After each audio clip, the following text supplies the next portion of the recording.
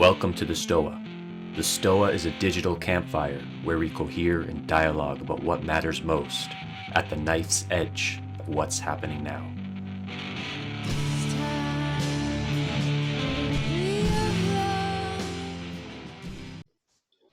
So check-ins. Feeling a tad annoyed, but in a very playful way. And I'm just looking at Andrew right now. I kind of just want to like play tag with him and run away and be silly. So welcome to the Stoa. I'm the steward of the Stoa, Peter Lindbergh, and the Stoa is a place for us to cohere and dialogue about what matters most at the knife's edge this moment.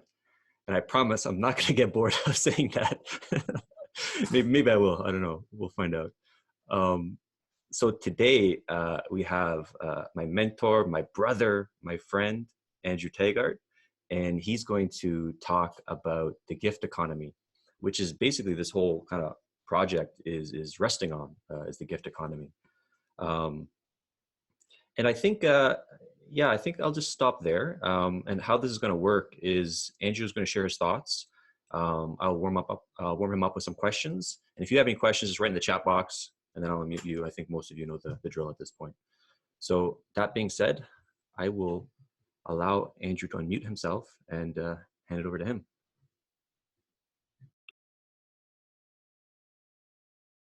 I think I muted you. Yeah, I'm good now. Hi, everyone. It's nice to be here. Some new faces and certainly some old ones. Yeah, you're looking very sweet today, those I can see. All right. I've been living in a gift economy since the end of 2011. And Peter was joking recently with me when he was saying that the gift economy, that was Game B years before Game B was even talked about. So you can make of that what you will. I was initially going to say quite a lot today about the gift economy, but I have too much to say about it. And therefore the Zen thing to do, and I'm quite Zen inspired, is to say very little about it, and instead to allow for the questions to arise. And then I think it will become more coherent what this model is. So the first thing I think to do is just as best you can let go of everything you've read from the French anthropologists about the gift economy way long time ago. So just drop what you've read there and drop what you've read elsewhere or what you've heard about gift economies. Peter says he's loving it. I go back to the French, okay? I do many accents. This is just one. So we need to come to what Hakuan, the Zen master, calls "don't know mind" first, because you've no doubt heard a number of things about gift economies. So begin with the Socratic understanding. I do not know what I thought I did.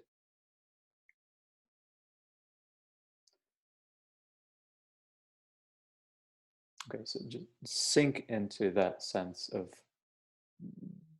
expansive openness and wide open listening. The next thing I want to say is that it's not as if the gift economy and an exchange model are like chocolate and vanilla. They're not on the same ontological plane. It's rather as if the market system is the waking state and the gift economy is the dream state. They're so fundamentally different that they actually inhabit absolutely different worlds of being. So allow that to sink in a little bit. That we're not talking about things that are comparable. We're talking about fundamentally different systems. Because the mind is going to want to say, it's rather like what I know, it's rather like what I'm used to. And so I'm just inviting us to sink into this space of unfamiliarity, which will also paradoxically be quite familiar to us in the final analysis. Next, I'd like to start out by telling a myth or a mythos, which is what Plato used to do. And the mythos is meant to introduce us to this fundamentally different way of understanding. If you want, you can call it a fairy tale, that's fine too. So imagine a land far, far away, or very, very distant. It's either science fiction, or it's a fairy tale, or a parable, or some such. And in this land far, far away, imagine that there's a people.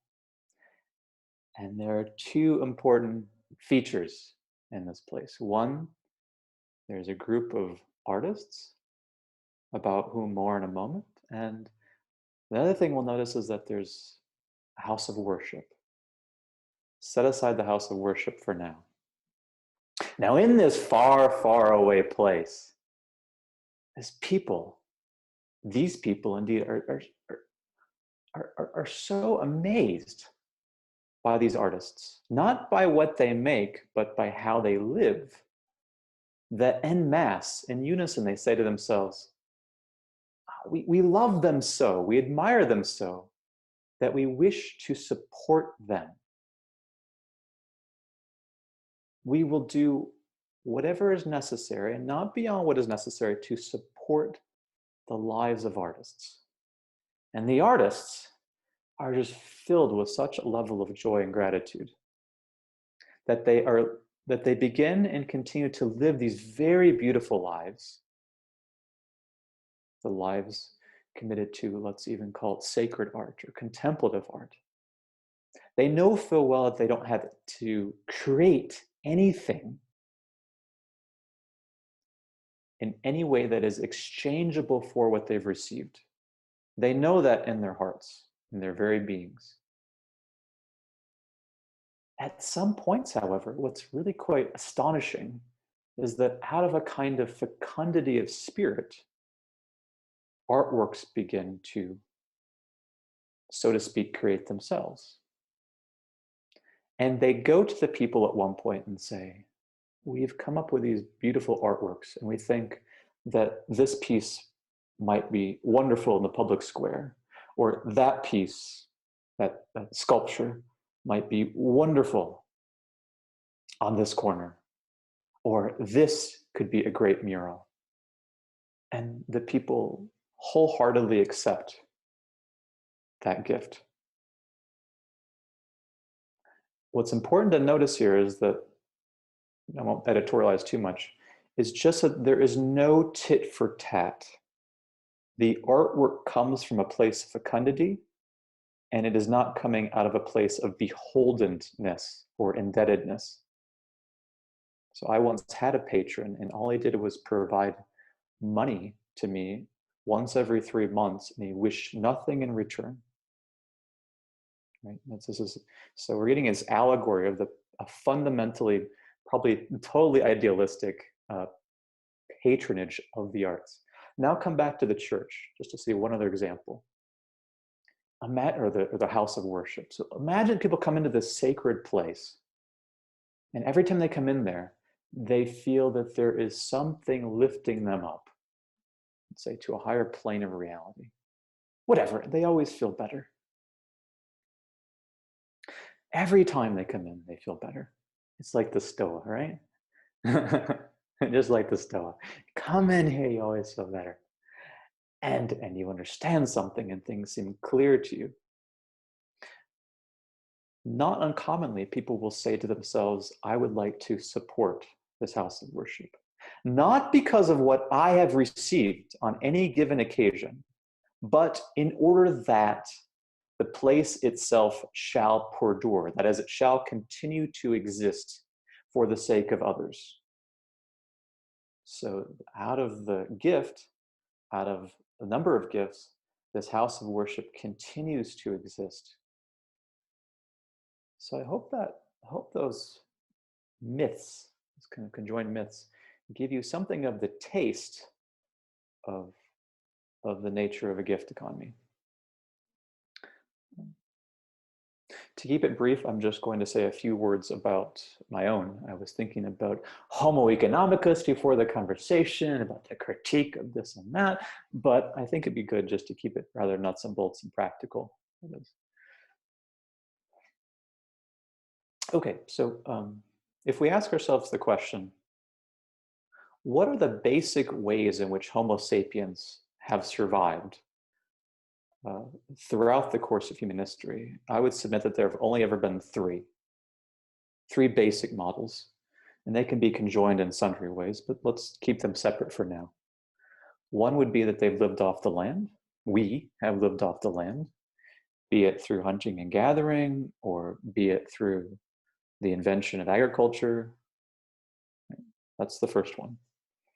Wendell Berry might come to mind here for those who are familiar with his writings. He's advocating for a return to and living off of the land. You can also think of back to the land movements from the 1960s and following.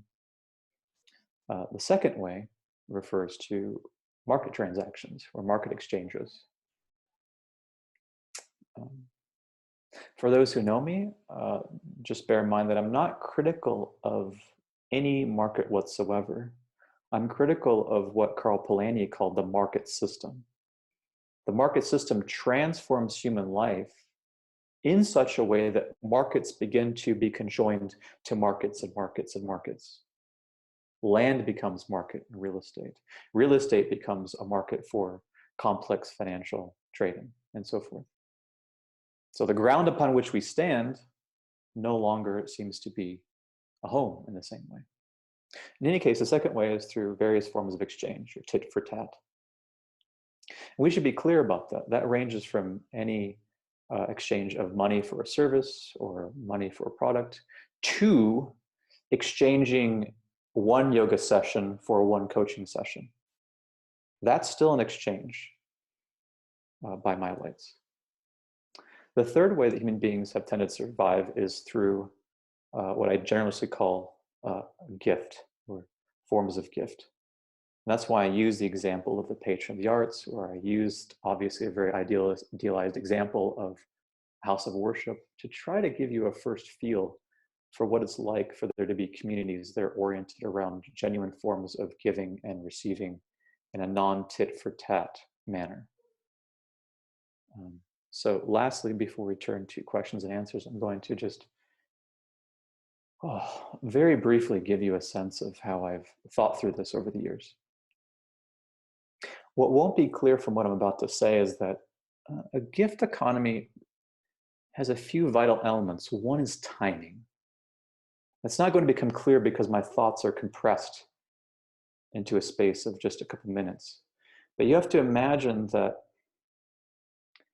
the economic transaction is instantaneous and frictionless, but gift giving and receiving is slow, and it follows an entirely different temporality. When you get what you give, when you give the gift, and how you give the gift, and with what graceful timing all come to matter. And we know this from our own lives. If your mother happens to give you a birthday gift 2 weeks after birthday, you know that something has gone awry there. And if someone gives you a gift 3 days before your birthday, something has also gone awry. So you can begin to see that a little bit. When it comes to the gift economy, I've come up with a particular way of inquiring, which I call a direct inquiry into the gift economy. It's quite complicated, but here's a very simple version. So I philosophize the people. Philosophizing is its own sort of thing, a bit like the artist example I gave or the house of worship example I gave. Providing gifts to support the life I lead is an entirely different sort of thing. I'm talking about that different sort of thing and what follows.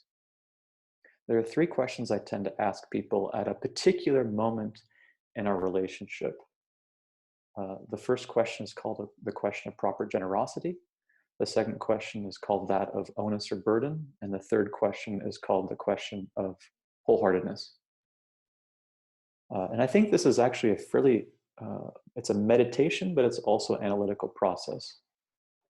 And I think if you actually went through your thinking, you'd find this is actually what our thinking does when it's going well, when it is the case we give a gift. So the first question I ask people is, how much during a certain period in question that you can specify are you able to give to meet some material needs? That's an extraordinarily dense question. I'm just going to leave it there for now, and we can unpack it later if we need to. So let's say that someone comes up with X. I can give X. Turn to question 2.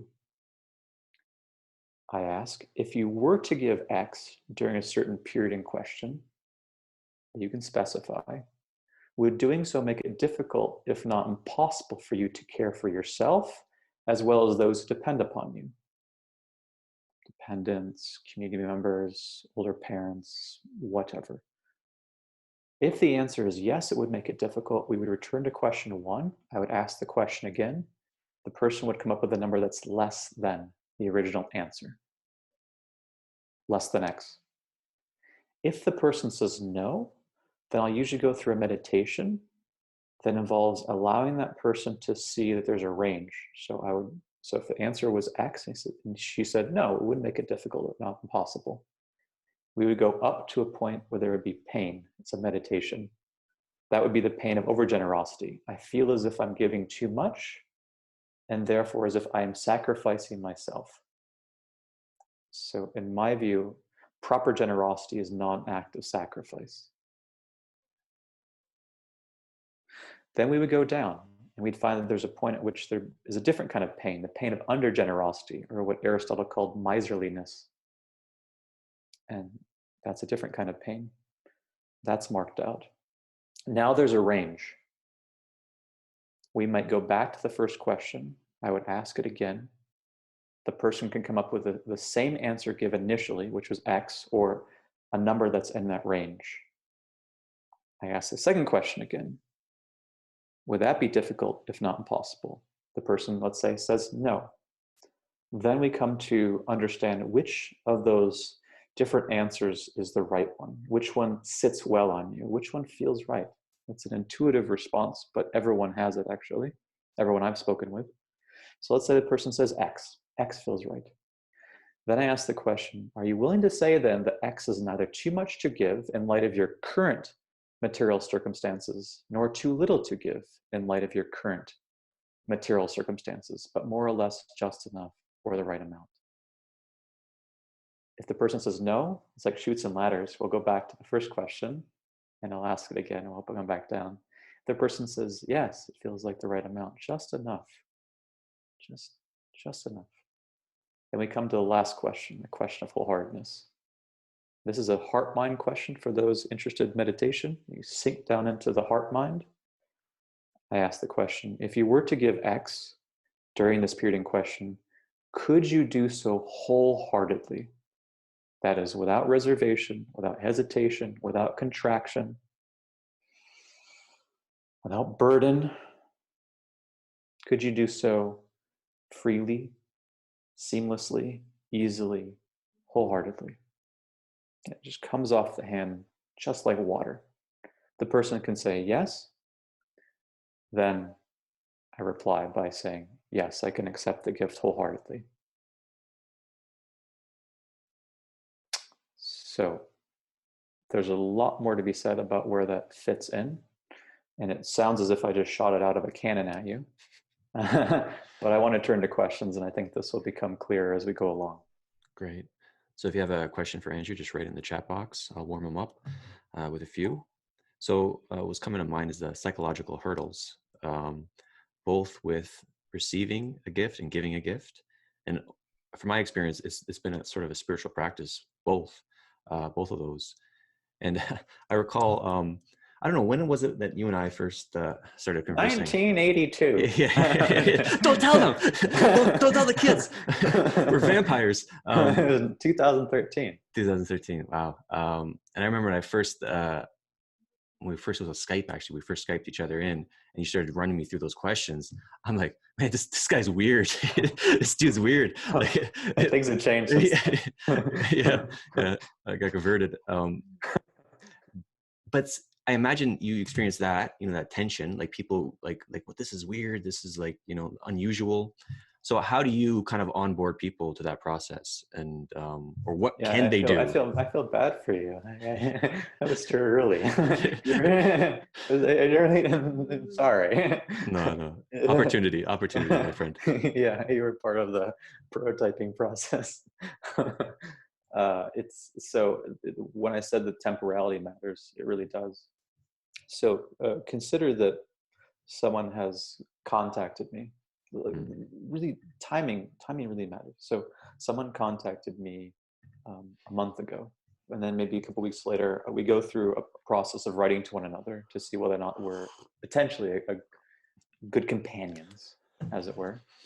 Then we might have our first call, just an introductory call. We're just jamming. I just want to get a feel for this person. I hope this person wants to get a feel for me. And there might be some more questions after the first call. It's gotten extensive since our, our meeting. And then there's a second call in which I go through more logistics. All I say there is, are you open? So you've come this far. Are you open to being weird? And the person says, yes, I'm open to being weird. It's like, okay, well, I'll tell you more about the gift economy later on, but let's just set it aside for now, and we'll hear more about it. And then I'll send some things to read before our first philosophical conversation. And one of those will be the gift economy inquiry. And I'll say, you can read this, think about it a little bit, and then set it aside, because you don't want the shock value, as I probably was presented to you. And then there's the first philosophical conversation, let's say. And there might even be two, actually. But notice how much time has elapsed. There's the first written inquiry. It's now been at least a month or so. And then the first conversation might be a month or 2 months. Philosophical conversation might be 2 months hence. And then the first gift economy, we finally get into it. Then I go through a very strategic way of walking people through it, where there's a story at the beginning, and then there's a kind of an exercise, and then there's taking through the process of what I've described in about 2 minutes for people there. And then there's a series of questions and answers. All of these things are meant to try to kind of sink someone into that space where it's very open, very supple. And the person's already received a number of gifts, and obviously knows at this point that I'm not out. I'm not out to it's not some kind of trick. So the psychological defenses start to be loosened through the lengthy process that we've undertaken. And then in the conversation itself, through that inquiry itself, then there are some that will arise, and they will be the sorts of things we can inquire into in other philosophical conversations. So, oh, I see you have some kind of hangups around money or a fear of scarcity. Okay, well, we'll set that aside and we'll come back to it. So the lesson that I've learned here is a kind of unfolding of patience and wisdom.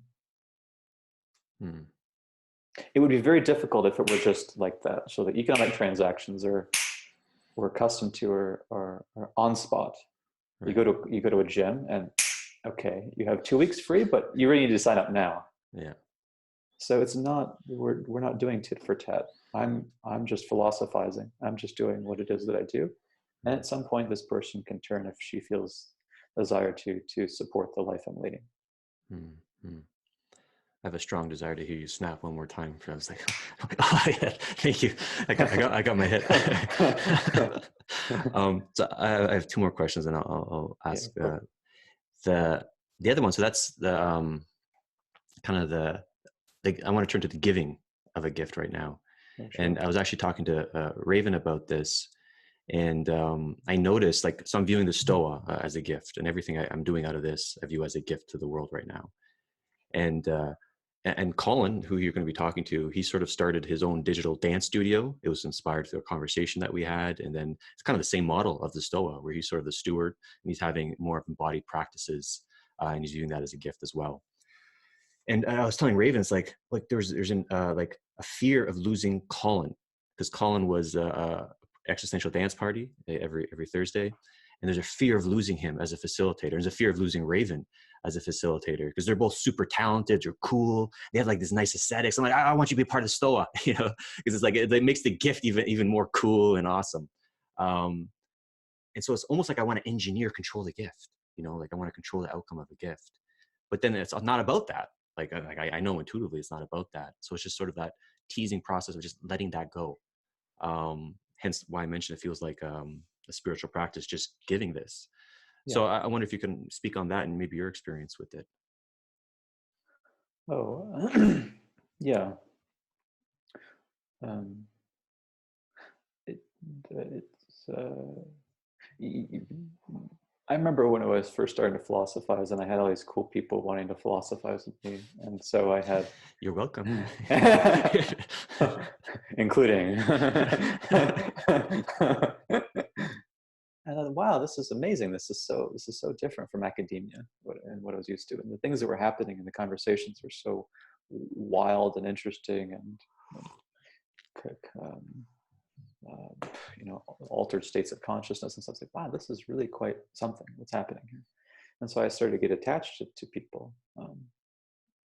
And so that happens. But you know, the simple lesson is that if you go through a gift economy enough, and if you go through having a number of people, it's obviously Buddhist impermanence. This is a Nietzsche. You start to realize, as you have Stoa or as you have a philosophy practice long enough, that people will come and go of their own accord.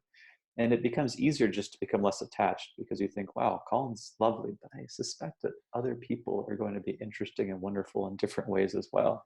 Right. And this is going to be a little like a tea shop in which people come in, they stay for a little while, some will stay a bit longer, some will take it as a salon and they'll hang out there, some will just go once. And um, it's strange that, I mean, we talk about this in Buddhism, like, oh, Nietzsche, obviously, permanence, things come and go. But when you start to actually taste impermanence, then you relax and you realize that there's nothing to hold on to. I won't perish even if the Stoa perishes. I won't perish even if the philosophy practice perishes. And it's going to continue to unwind as long as it unwinds, and to be whatever it is. And it's quite amazing. I mean, I'm trying to put this in words, but the sentiment, the feeling, the felt sense, as you call it, becomes very clear. Mm-hmm. Yeah, I just have I'm just like grateful that I know you right now. So the last question is, and I told you this already.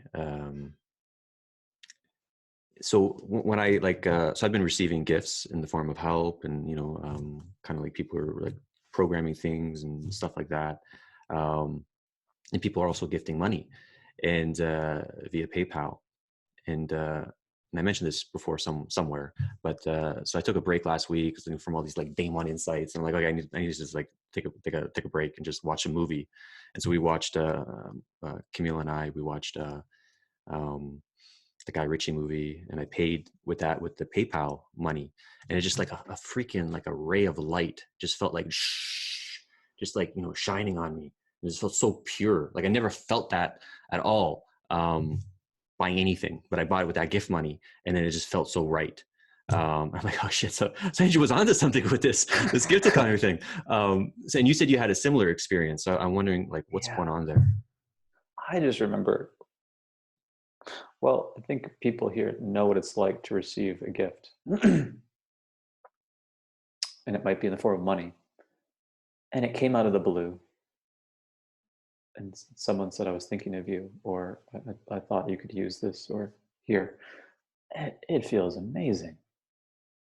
It's extraordinary. And it might even be not that much money. Now, contrast that with category 2, the market situation we were talking about, if only briefly before. You did some kind of gig, a freelance gig, and accounting owes you money, and you're following up with accounting thrice. You have to wring that freaking check out of them, and you finally get it. What do you feel? Relief. At best, that's the phenomenology. Oh, I feel relieved. You either feel nothing if the paycheck comes every 2 weeks, or you feel relieved. The tastes are totally different. I remember, so this is the experience I was telling you about, that I was living in Appalachia at the time. We didn't have much back in 2000, early 2013, my wife and I received money, and I sent this person a picture of logs. I said, here's what I got with, it was a wood burning stove we were using to keep warm. That was an amazing feeling. Money transformed actually into logs utilized to keep us warm.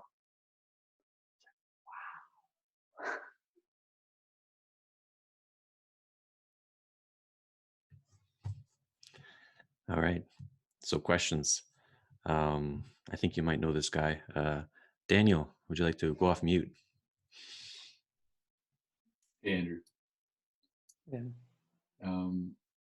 Yeah, so my question is, there seems to be an interesting mutually affirming relationship between the skill or the disposition of giving gifts and that of receiving them. Do you have any thoughts on this? And more specifically, what does it take to be more receptive to the gifts of others? Yeah. Mm-hmm. Oh, both of them require, it's a beautiful question. It's good to see you, man. How are you doing? Good. Good. Yeah, good. It's such a beautiful question. You, over time, we'd say this in an Aristotelian way, the more you're actually involved in giving and receiving, the more there's a kind of openness, an impersonal openness. As a French teacher, Francis Lucie would say, you have to be very impersonal. It's a no personality. I mean to say that there's a that is to say, you start to feel as if it's not really about this particular set of this particular ego self. You start to feel as if there's an open welcoming, right? So you're sitting there, you have no idea whether someone's going to give a gift, and if so, how much. It arrives, and it's fine. So and it's a lot, we might say, or it's very little. I'm purposely not using numbers during our conversation today. It's a little, it's a lot. I actually just had a philosophical conversation with a woman today who, owing to the COVID-19 pandemic and not having work that she had booked, needed to just talk with me about the gift economy again, and she offered less. So this, the first thing is you come to this kind of open receptive space. I think you were calling it one of the emails we were just chatting before. It's a spaciousness. That becomes your stance. Your basic stance is spaciousness. The other thing, though, is that I think there has to be something of an imagination with regard to what it would be like for this person to do this. I knew this person was fearful of giving less. I knew that it required courage on her part to be able to speak up. And that I knew that I knew enough about her to realize that this was really quite an act of bravery on her part to actually bring it up in the first place, rather than to skirt around it. So I was just very moved by the fact that she was willing to come forward in this way. And that was already something that was sinking into me when it came to receiving. And I forget, I'm getting old, and I forget your other question. Sorry. That was about the receptivity with respect to receiving. Basically, if there is a relationship between giving and receiving, and whether that's the receiving side of it is something that we ought to give more attention to, because I don't think people talk about that, how there's like a skill in actually receiving a gift. There's a skill in both. The receiving is, okay, so I'll just put it a little more succinctly. The skill involved in giving is kairos. We're dancing, you kind of get it right when it comes to putting the gift at the right time. That's the beauty of it. I was thinking of you and I wanted to offer it to you today, and I knew you would be here, or you might be in this way. You might say giving, let's just be very poetic about it. We're being French today. It's an act of love. Right? You get that. It's marvelous. So that's what it's like. That's what's like on the giving end. The receiving end, being on the receiving end is a little bit like being someone who's generally open to being surprised. So that's disposition. You're not shocked. You're not disappointed. You didn't have 3 expectations, all of which have been flouted here. Like, oh, wow, there's something rather than nothing. It's like the magician's trick in which the bouquet, comes out of nowhere. How about that? So you kind of get used to the game of peekaboo. It's all interesting. It's all really quite wonderful. Does that make I like sense? that a Like lot. you kind of, I'm trying to give some childish examples, like your childlike examples. You really start to learn what it was like to live in a world before Homo economicus, before economic man became hegemonic, to put it in more academic language. You remember that actually you're capable. Homo sapiens are capable of giving and receiving and being surprised by the sorts of things we didn't see coming. And that surprise is just delightful. Alex Honnold did a free solo climb of the Dawn Wall. At the top of it, he said, and they asked him, how was it? And this is, he could have perilously fallen to his death. He said, it was delightful. It's like that. Cool. Thank you. Jen, you have a question? Yeah, I actually do give and receive gifts quite a lot as an artist. It's seems to go with being an artist. But often in the system, there's transactional people a lot in that system who kind of feeding in, because I think certainly in this world, the way we are now, we can't seem to manage without them. So do you see this gifting system as something that can work globally? Oh, I see. I don't know the answer to that question. You're asking about scale. Fair enough. So let me give you, I think, a humble answer. First of all, take the Buddhist term discernment. You begin to discern the kind of people with whom you may wish to enter into this alternative relationship. There's a lot of discernment there. Think about how much miseducation, how many vices we've accrued owing to scarcity, greed, and so forth. So you begin to realize that some people are kind of groovy and they're tuned in a different way. So you might invite them into an alternative and you're learning together with them. To me, that's the first Trojan horse. You start something with community people who have been properly discerned to be there, and you begin to see how the gifts circulate there. That's the first remark. I wouldn't begin in our current system, plunk it in the middle, because you're going to find that there are all kinds of tragedy of the commons. There are going to be very exceptions. You're going to have bad actors and so forth. So you're setting yourself up. So what I didn't say is that when I talked about those 3 models very briefly, living off the land, perspicuous use of markets and gifts, there's what Daniel would call here a skill when it comes to knowing when you do one, when you do the other, when you do the third. If I'm going to a large organization giving a talk, I'm not going to say, okay, now let's talk about the gift economy. No, I unfortunately have to enter into a different kind of relationship, which is like I call a relationship of fairness. And it's what the market will yield here. So I'm going to charge what a speaker at this particular level is going to charge. That's a skill. I'm not going to enter into an esoteric, quasi-mystical relationship with them, because that's not the sort of thing that they're tuned into. I think that's one of the things I notice about some artists. They're a little dogmatic. Like, okay, if we're going to just do gifts, it's just going to be just gifts. Well, we're living in a kind of period between game A and game B. So being skillful requires learning the different models and being sufficiently skillful at them. So that's the kind of first and second remark. The last one is a little bit sophisticated philosophically, and I won't go too much into it, but I don't think there's anything called meaningful work.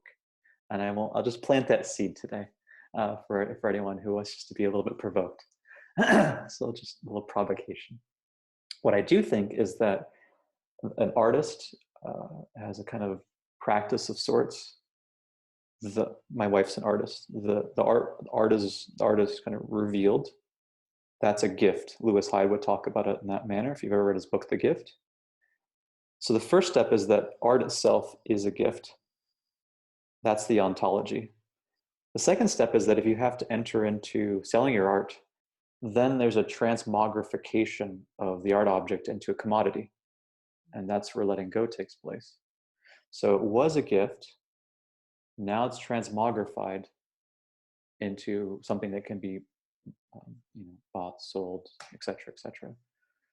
So there's, if we can get our understanding clear, then in Buddhist terms, a lot of the dukkha and unnecessary suffering that we ordinarily experience will start to subside. That's these exercises in thought I just provided are meant to allow us to sit more comfortably with ourselves and be more at peace with ourselves.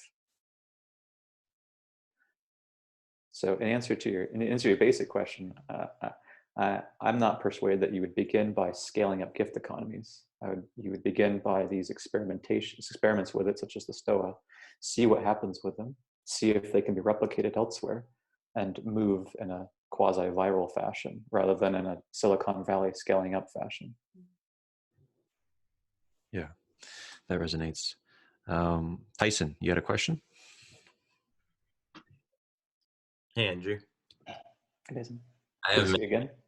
Yeah, it's good to see you. It's good to see you in this the spark that I sense in your expression when talking about the economy. And I like lots of questions coming up. And let's see.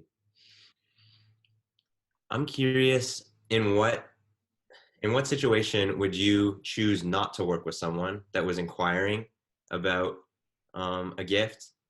And then also, in what cases, if ever, have you approached someone and been like, I have a gift?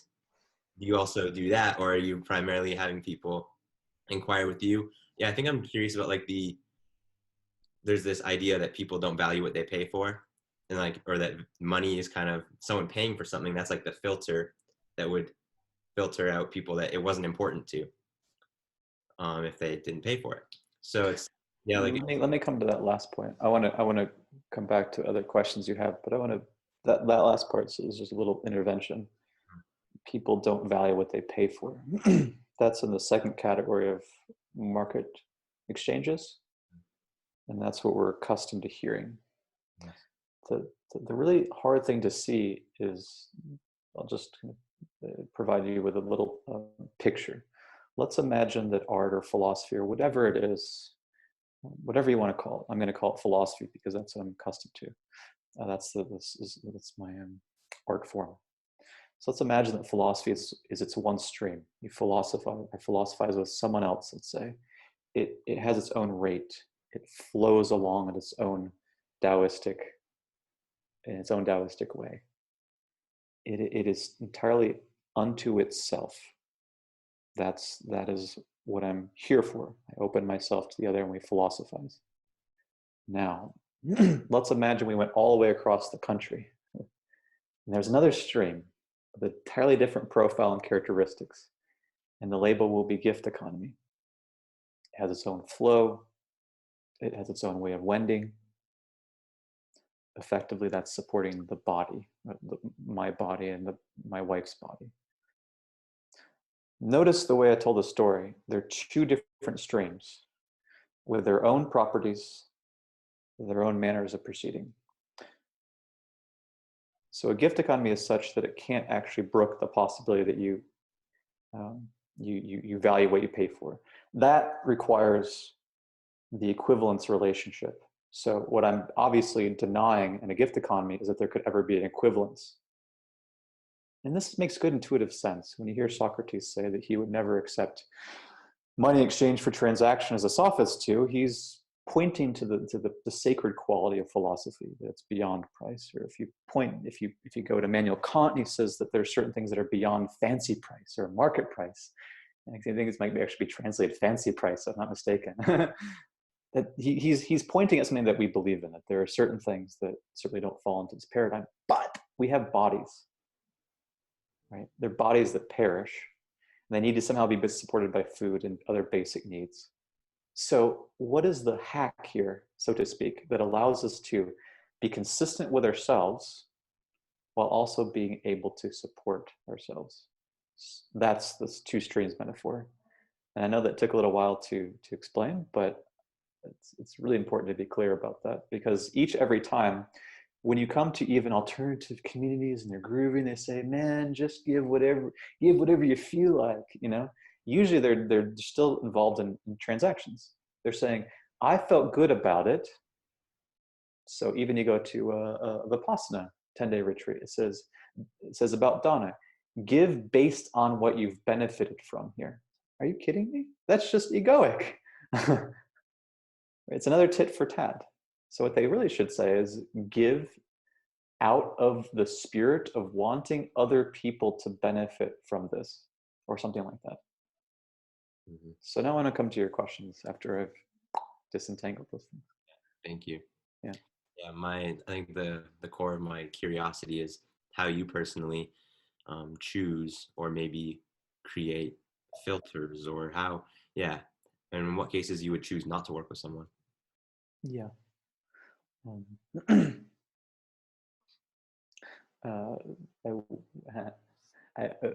I wouldn't call it work, but we'll get onto that some other time. I'll just say contemplate or philosophize. All right, so yeah, so there are at least a number of different ways of sorting that out. But here are ways that have mattered to me. One, I look for someone who's very reliable or conscientious. If I'm going to sit down and philosophize with someone, I want it to be the case that person is there. I don't have to worry about that. Or if I write a note to that person, I want that person to be able to know that he or she can write a note back. It should be like a dance. It's so clear. It's so very clear. So rescheduling isn't just an admin problem. It suggests that there's been a certain failure in the relationship. Something is awry here. Right. So that's what I mean by conscientiousness or reliability, or whatever you want to call that. The second characteristic is courage, because philosophy tends to take us to some dark places. So the person requires or needs to exhibit intellectual and moral courage.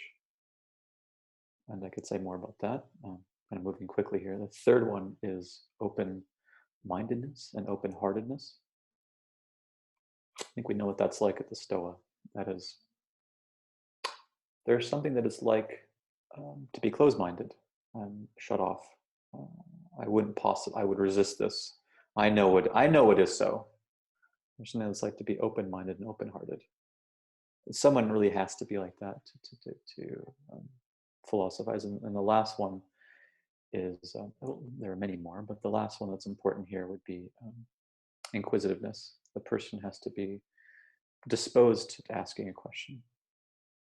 So that's kind of the first screening process. Is this true of this person? And then if we got into the gift economy and the person said, I'd like to offer you an American penny.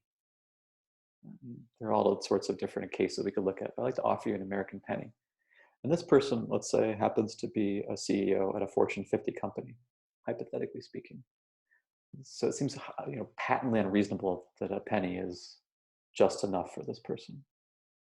If we inquired a bit more, I would realize I'd probably have that conversation right there and then with that person, but I wouldn't have any more. Because what I'm trying to cultivate is a certain kind of relationship in which there's the possibility of going along together.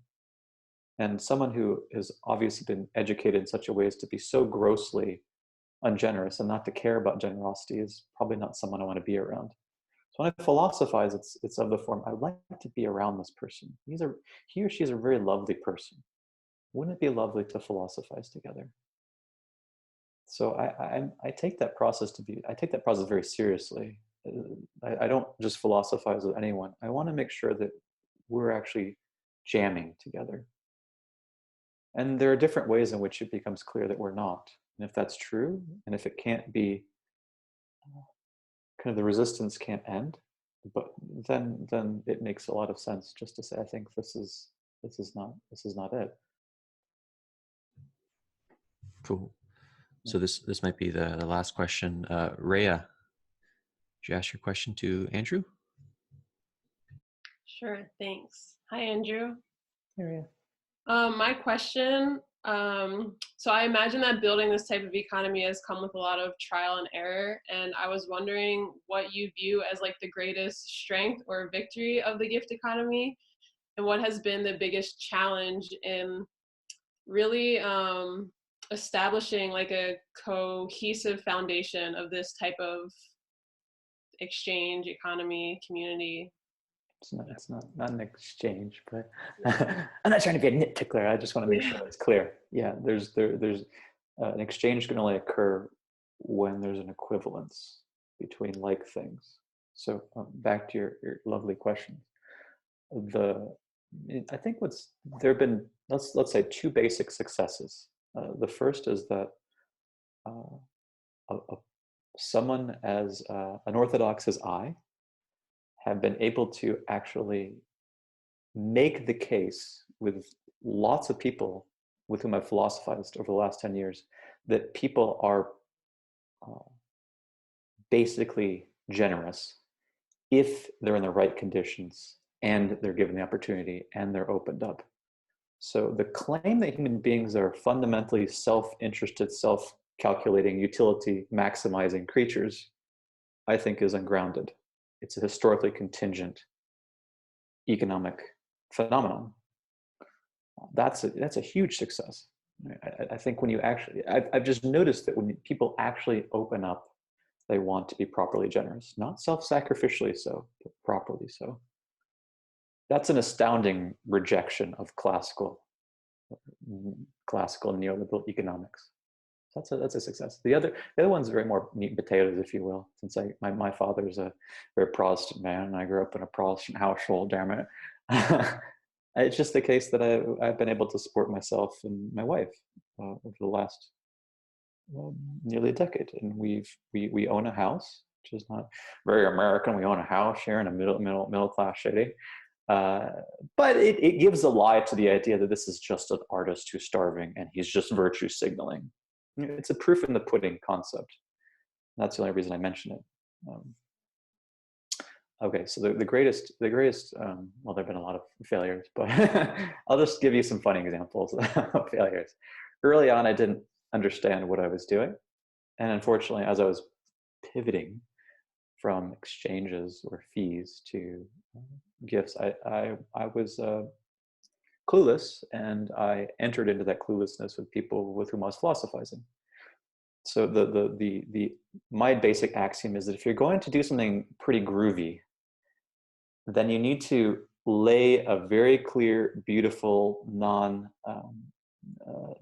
agey bridge from where you are to where you're going. Right? If you're going to take people along with you, you need to be very clear and very intelligible. And I wasn't, and that was very unfortunate.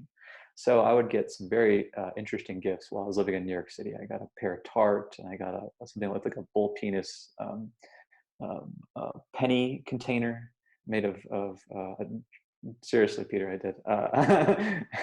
And I got some artworks, a lot of artworks. I'm living, I'm trying to actually have some food on the table. So it was an obvious case of realizing that I didn't know. I had yet to learn how to ask questions. If you ask the question such as, could you give a gift? Yes, give all sorts of gifts. So it took a while to realize that I needed to be as philosophically rigorous when it came to the questions I asked people as I was when I was philosophizing with them. So the question, how much are you able to give to meet some material needs, is a question that I've vetted. Each part of that question, which would be another 2 of these Stoas, would take a while to unpack. And the question itself allowed for there to be a specific, clear answer. Yeah, what's coming up for me right there is because right now with the gift economy, I just have this like blurb on the website, which you help massage a little bit, and like I like the idea of just sort of nudge is the wrong word, but just sort of direct people about what gifts would be most alive for you. Because right now, yeah, money would be good, but it's not maybe the main one. Like right now, it's sort of help, like just like maybe help like marketing events or organizing stuff on the website. But I haven't really put much thought or figured out how to kind of ask for that. And what's coming up right now, since we're running out of time, maybe you, me, Colin, other people who become stewards like this, we can have like a jam session to kind of figure that out. Yeah, I think that's really great. And since we are running out of time, I'll just say that I learned, as I was telling Rhea, that the question has to be very clear. And that can be a broad question. It's just a very clear, broad question. But if you just, and as you know on the Stoa, if you just say, this exists in a gift economy and you feel called to give, please do. You're not giving. It's a little bit like going to a Buddhist retreat and they say, please give dana. I don't know what.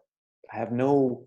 I can't think with that. I can't think it through. You're not giving me anything. I like to tell people that it's a little bit like you're not giving me a tire on the ground. I can't get any purchase. So philosophy needs the tire in the ground to get purchase. Yeah, I like that. So let's close this up here. Do you have any, before I make closing announcements, do you have any closing thoughts yourself, Andrew?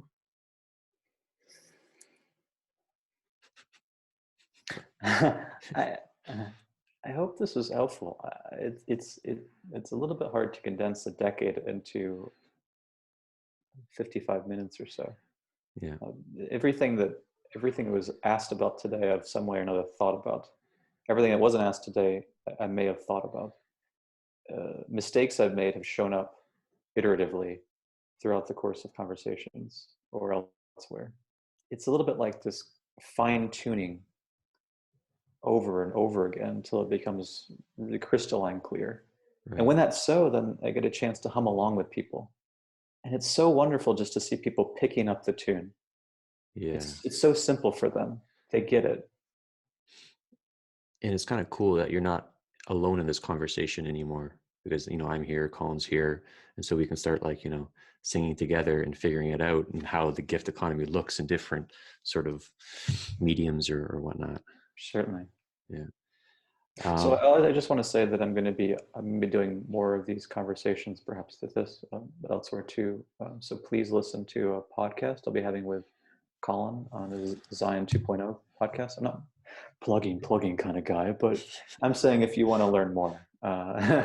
And I'll probably be talking with some artists in Toronto fairly soon. And then I also know that one person I believe here is writing a book about me and the gift economy. So that might be helpful once it's out. Very cool. So I'll make some closing thoughts in a moment, but Andrew, thanks so much for coming today, my friend. That was greatly appreciated. There's a bunch of events, you know, just check the website. There was a few facilitators in the room. Since today was a kind of a light mood, I'm glad that people got to see the lighter side of you, Andrew, and myself. Because, you know, I think we have a proclivity when we work together, like have cartoonish seriousness sometimes, you know, and so I think it's good to. Is it the Japanese outfit I was wearing last time? Is that yeah, and the pirate suit I was wearing. Yeah, fair enough. Yes, that's right. So Rhea, you got an event coming up. Maybe you can just tell us about it. Sure, I would love to. So speaking of like lighter sides, Sunday night is kind of like a community night. I think we landed on the name Oxytocin Party. And the reason I feel passionate about oxytocin is because it's the chemical foundation for trusting others. And it helps us work together for a common purpose. And I really believe that here at the Stoa, we're like building kind of like a family. And it might not be exactly clear what we're working towards, but I know that we're working towards something. And so Sunday is really just putting us maybe in a different state. I would call it more of like a play shop, and to just have a lot of fun with each other and connect in maybe new, silly ways. And yeah, develop just like a deeper trust with one another and yeah, see each other in fun new ways. So hope you guys are interested. You come and hang out. It'll be a good time. Cool. Yeah, and Rhea was telling me some of the exercises she had in mind. I'm like nervous already. So that means I'm at my edge. I'm at my edge of development right now. So yeah, again, the Stoa is operating on a gift economy, and I have to get a better spiel at the end. And now that I just heard Andrew's talk, so I'll just send this website, and then you can look at it, and then let me know how I could maybe present that better. I'll help you. So if you live, if you feel a sense of abundance after this conversation sometime, you have more than enough for yourself and your family, and you feel a sense of abundance, more than enough to go around. And if there's something welling up in you, maybe you can put it into words, or maybe you can't put it into words. Think about that welling up. we've had that experience, then all you would do is put it in a form, and you would direct it at Peter in his life, or direct it at the Stoa. You would direct it at the Stoa. And hopefully you would include a note. I think it's very important to include a note along with it. You'd say, thank you very much. I want to support what you're doing. I want to support this whole place of practice. I want it to continue. Beautiful. All right. Well, thank you, my friend. Thank you, everyone, for coming out today. That was fun. Take care, everyone.